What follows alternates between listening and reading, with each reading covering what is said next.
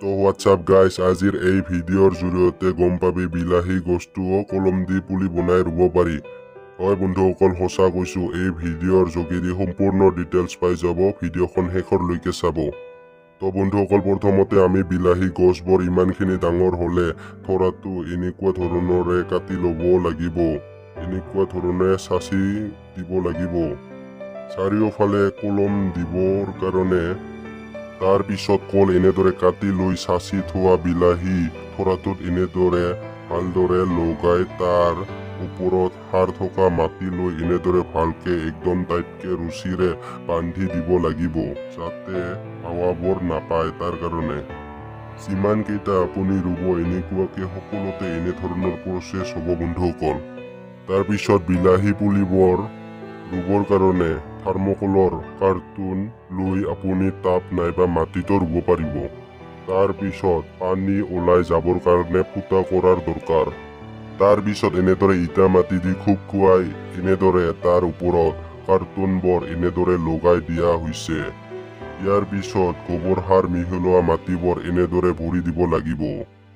তাৰ পিছত বিলাহীৰ কলম দিয়া বৰ 15 দিন হ'লে শিপাবোৰ গুজি আহিব এনেদৰে তলৰ ভাগটো কাটি দিব লাগিব।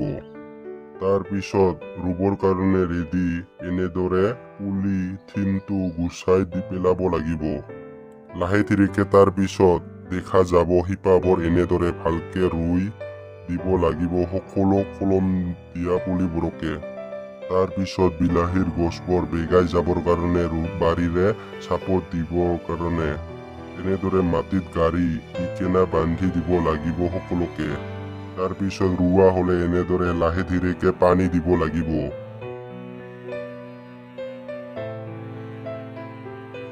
ত্ৰিশ দিনৰ বিলাহী পুলিবোৰ এনেকুৱা দেখা যাব, ফুল ধৰি আহিব। তাৰ পিছত আৰু এনেদৰে বাৰীবোৰ বান্ধি দিব লাগিব।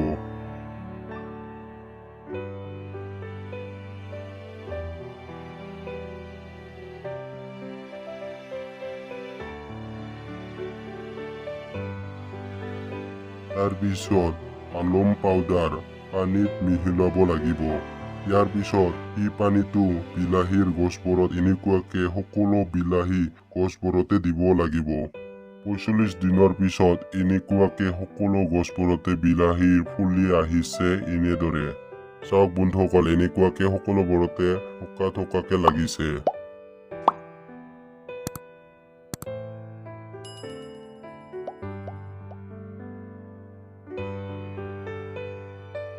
তাৰ পিছত এনেদৰে পাতবোৰ কাটি দিব লাগিব।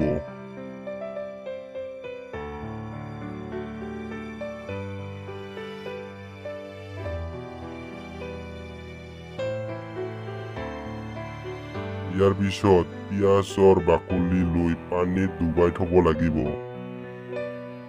6 ঘণ্টা হোৱাৰ পিছত পানীটো বাল্টিত লৈ পিছত বিলাহী গছবোৰত দিব লাগিব।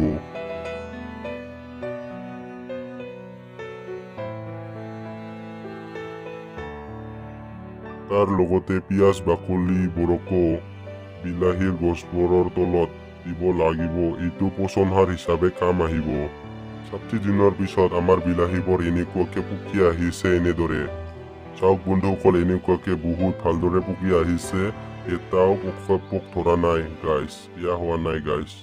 চাওক বন্ধুসকল, এনেকুৱাকে বহুত ভালদৰে পকি আহিছে, এটাও পোক ধৰা নাই, বেয়া হোৱা নাই। তাৰ পিছত আমি বিলাহীবোৰ এনেদৰে কাঢ়িম সকলোবোৰ পকা বিলাহীবোৰকে।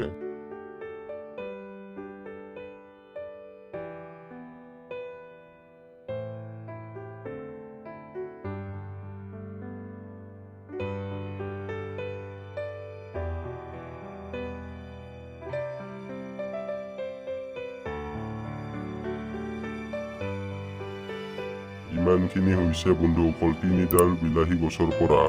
আজিৰ এই ভিডিঅ'টো যদি ইনফৰ্মেটিভ লাগিছে তেনেহ'লে ভিডিঅ'টো লাইক আৰু চেনেলটো ছাবস্ক্ৰাইব কৰি ছাপোৰ্ট কৰি দিয়ে যেন। ধন্যবাদ। জয় আই অসম।